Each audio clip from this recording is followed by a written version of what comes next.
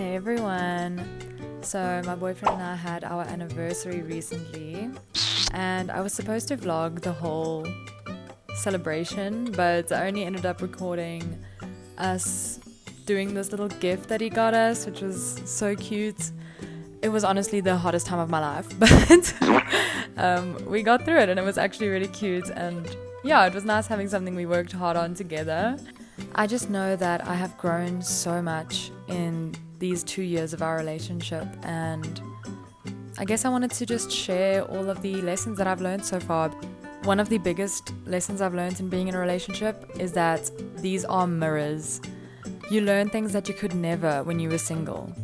Relationships force you to acknowledge and face parts of yourself, also your shadow, that were not obvious or brought up before. It teaches you accountability and boundaries.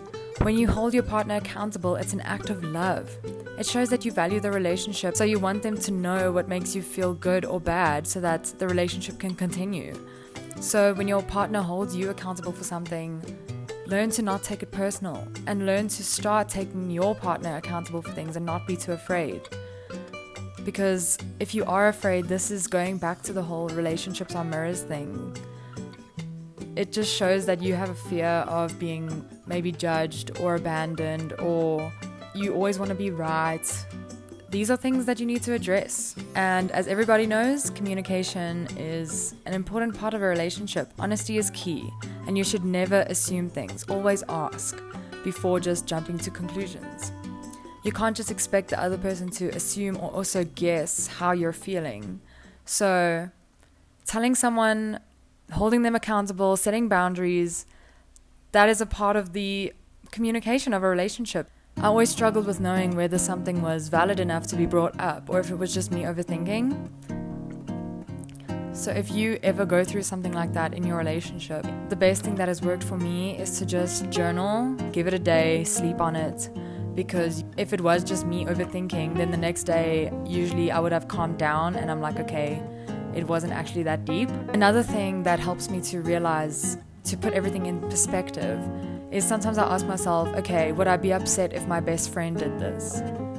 Because, if it's still a yes, then it's probably a valid thing to bring up. And always remember, when it comes to accountability, it's I broke the egg. It's not the egg slipped out of my hand, or I swear I never meant to drop the egg. It's I broke the egg. So I know that's a weird analogy, but that really stuck with me. But another big lesson I've learned from relationships that I never really thought about before was that you can't just assume that someone can change or that you can fix someone. You need to be able to accept that person for who they are. You can't get upset about them doing something and then in your head you're just like, okay, maybe they will stop doing that in the future. Like, no.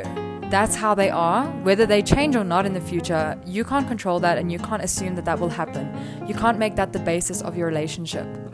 You are in a relationship with that person, whether they change or not.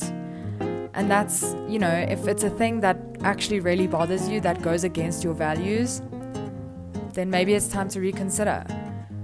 But, when you learn to accept someone, if it's just a little thing that bothers you, but it's not actually going against any values of yours, so it's not like a deal breaker, you just got to learn to accept it and find a way to get over it, compromise, or just accepting it as a trait of theirs. You love a person for who they are, not an idea of them. Another thing is the myth of love at first sight.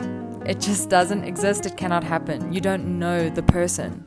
Sure, you can be infatuated or attracted at first sight, but that is not enough. Love encapsulates the good and the bad. So you need to make sure that the bad is not dangerous or insurvivable. Because when you're in love with someone, it's unconditional. You have to know a person in order to actually love them. And I'm talking about being in love, because in our essence, we are love. We can have love for everyone and everything. But to be in love with someone in a relationship, it takes the good and the bad. We just need to learn to deviate between the two, because it's not the same thing, and it can be toxic if you think it is. I've also had to get over relationship pressure.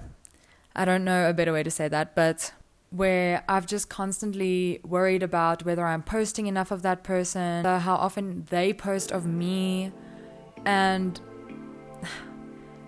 I realized that all of that is just external things. Like, it doesn't actually reflect how deep our relationship is. And I like to keep in mind this idea of comparing it to a best friend relationship. And it's mostly because when you're in a relationship, there's so many things that the media and movies and other people have said that needs to happen in a relationship for it to be perfect. I like to just remember all of the little things that show me that they are really in love with me, and I don't need external validation to prove that. I really do always come back to my values. Do these things really matter in the greater scheme of it all? Those are some very small things I've learned.